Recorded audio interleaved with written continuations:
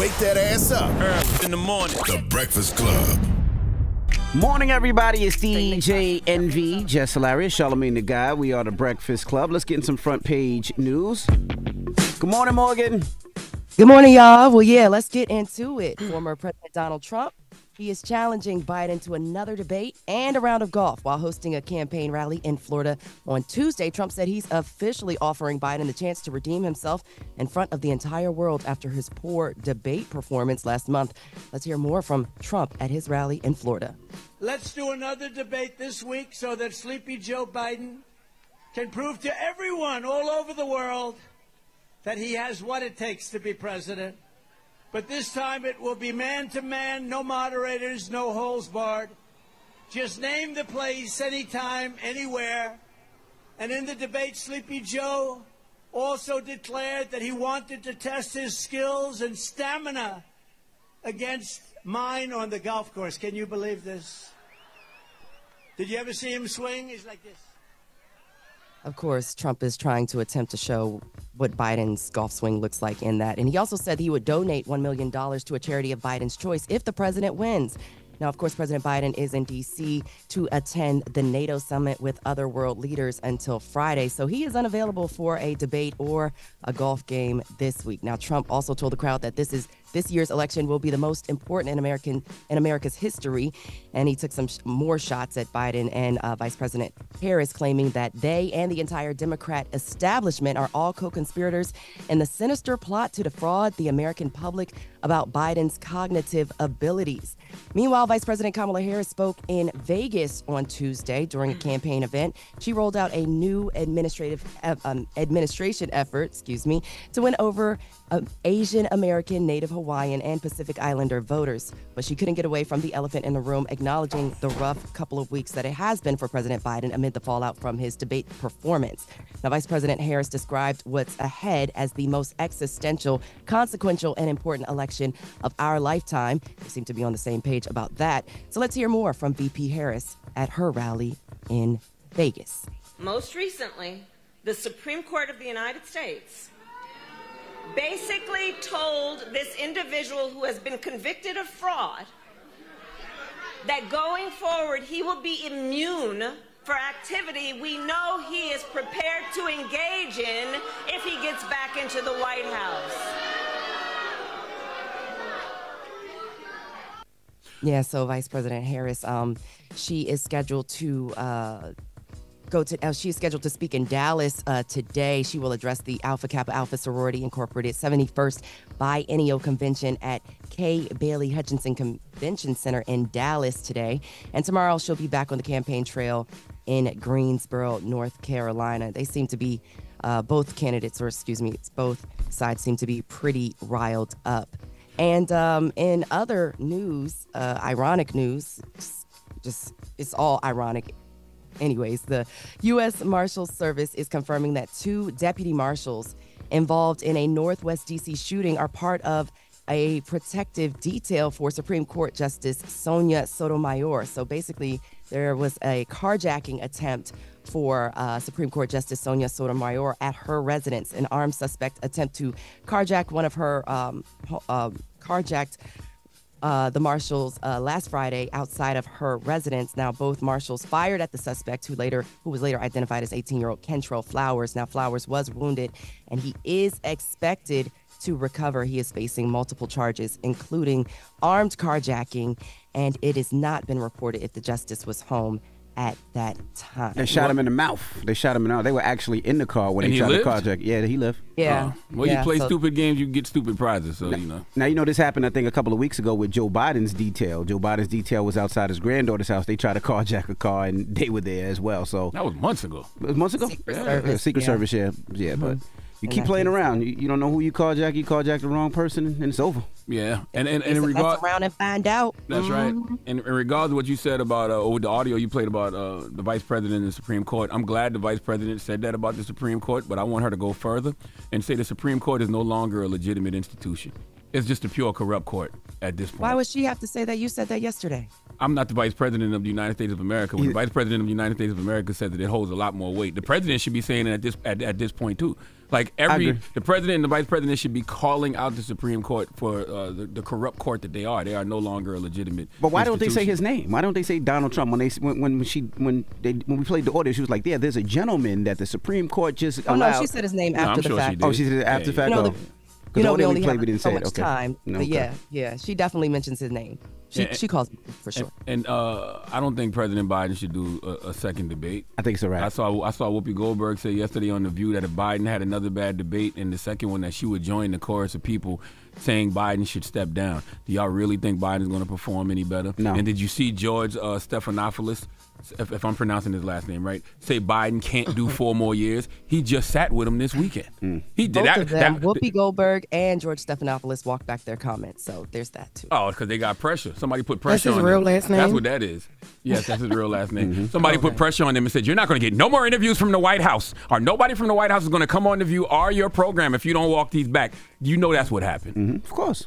Absolutely. Cowards, man. Why are people so cowardly to speak the truth? I don't get it. But I'm with you. They shouldn't do another debate. If I'm Biden and I'm Biden's team, I wouldn't do another debate. And my excuse would be I can't fact check against Trump and he's a liar and I'm not going to do it. But there's no way in hell you put that old man back up on that stage like that. You shouldn't do it. Or you just do a debate and call him a liar every time he talks, because he will. It will be.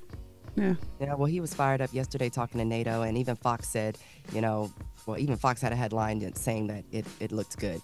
But we'll get more into it in the next hour. That's your front page news. I'm Morgan Wood. And do you think Biden could do 18 holes of golf? Do you think he could walk around in the Florida heat and really play golf? Yeah. Golf ain't that crazy. Yeah, all right. It'd be hot. It's hot, but he can figure that out. All right. Well, ride around in his little caddy. Get IVs. Get IVs the whole time.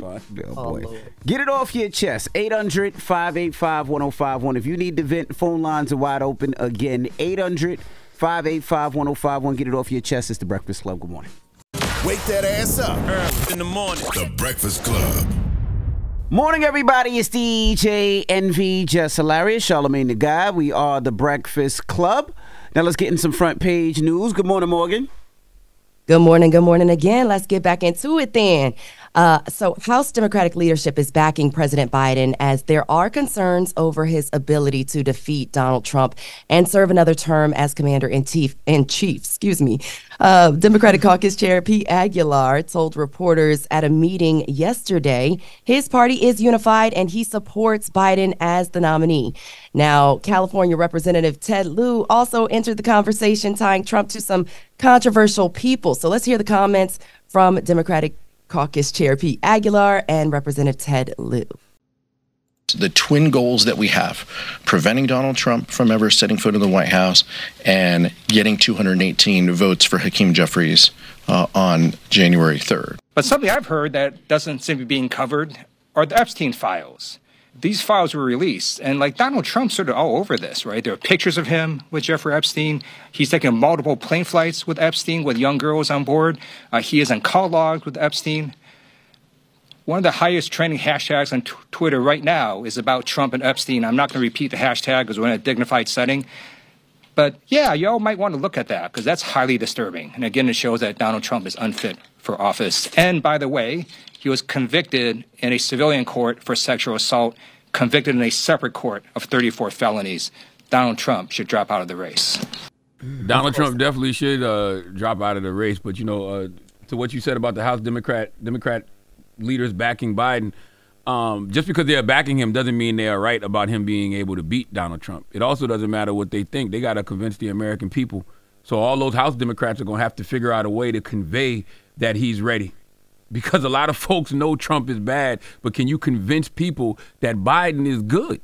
The same way we know Trump isn't fit for office. There's a lot of people out here who don't think that Biden is, mentally or physically fit for office anymore. The majority of the time, all we talking about is they're saying that Trump shouldn't be in office because of his criminal record, and they're saying Biden shouldn't be, running because of his age and the fact that it seems like he has early signs of dementia. But nobody's talking about what they're going to do when they become president. Oh no, they are. I can't. President Biden them definitely lay out their agenda a lot. But, doesn't seem like as much. The only noise I hear is the fact that Trump has criminal records he shouldn't be running, and the fact that Biden seems like he has early signs of dementia. I agree that the media should do a better job, because all the media does is talk about how bad Trump is. The people who support Trump don't care. What they need to be doing, especially since everybody's looking at President Biden and asking, is he physically and mentally fit for office? They should be constantly pushing the good things that Biden and Harris have done while they've been in the White House. That's what the media should be doing. I agree. And the things that they want to do in the next 4 years if they do become in the White House again. So one of the other people who believe that Biden is unfit to serve, of course, is House Speaker Mike Johnson. He said President Biden is unfit to serve as commander-in-chief. He told reporters that yesterday. Of course, after all of this is because of the debate performance. So let's hear more from Speaker Johnson on his thoughts about Biden. What we're projecting from the White House is not strength right now, at a very dangerous time around the world. And that's why the American people are so alarmed by this. Most of the Americans, people understand that Joe Biden is not fit for that office, and it's a terrible thing. The Democrats have misled us, and they need to be held accountable for that. Johnson said it's dangerous when the U.S. has a president who is not on his game. What were you going to say? No, I said people have to stop acting like folks just started feeling like this after the debate.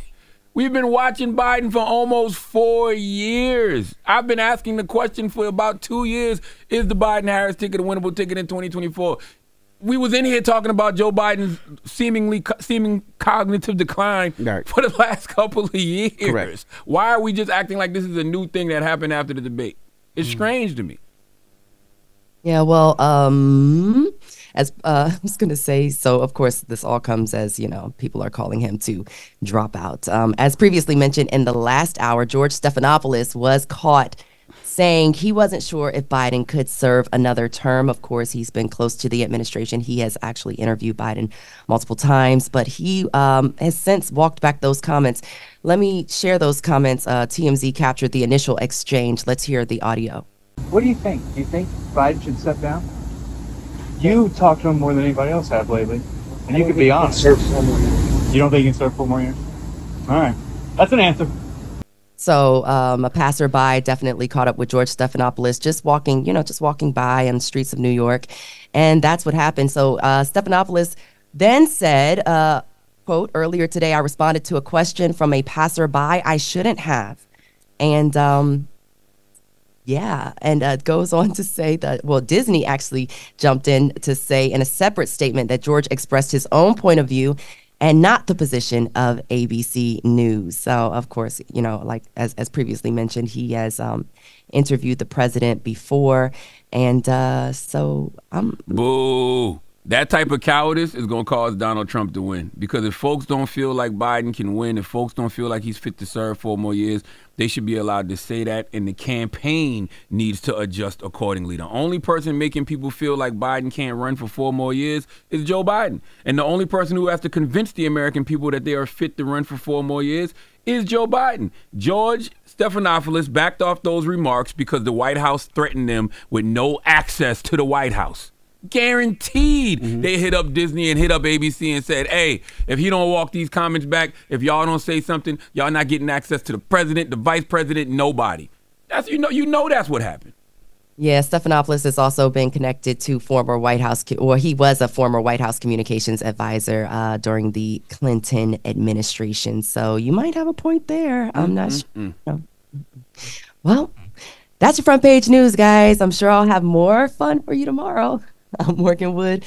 Follow me on social at Morgan Media. And for more news coverage, be sure you're checking out the Black Information Network at BINnews.com and follow them as well as at Black Information Network. Oh, it's so much.